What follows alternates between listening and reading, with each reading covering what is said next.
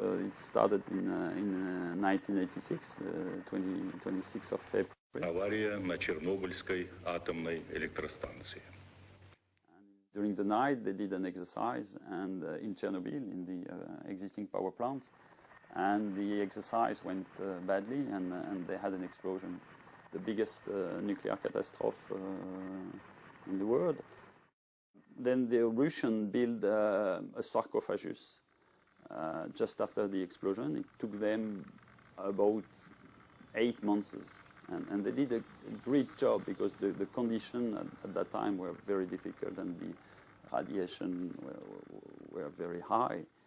That sarcophagus has a design life of approximately 30 years. So if you had 30 to 86, it gives you 2016. So it's time. I mean, that structure is not stable. I mean, you can have some doubt about the stability of the existing sarcophagus.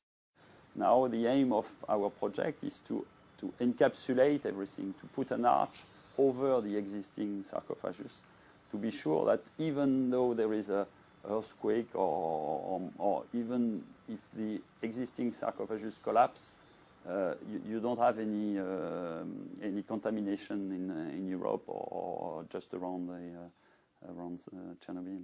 It's a one-off project. I mean, it's a custom. I mean, and I hope that we will not have to rebuild such an arch elsewhere. The span is more than 260 meters, so it's more than twice a football pitch. The height is 110 meters, and the length is 160 meters. So it's a huge structure protected by an external cladding and an internal cladding, done with a stainless steel. It's for the 100 years durability. Everything is large or is massive in that project. It's 6 times the Eiffel Tower. You have overhead crane which have never been built. The overhead crane are much larger and heavier than a Boeing.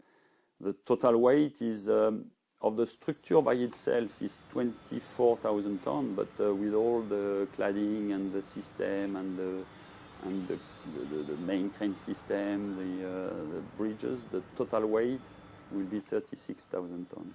The structure will be pushed and it will slide 10 meters an hour, so the speed of a snail. We will push it for 300 meters in the next coming November, and it will be the biggest movable structure, yes.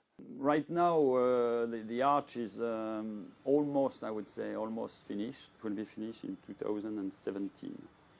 So we still have a lot of alpinists installing the cladding, but mainly now we are focusing on ventilation and electricity and things like that. It's because of the catastrophe that we are there.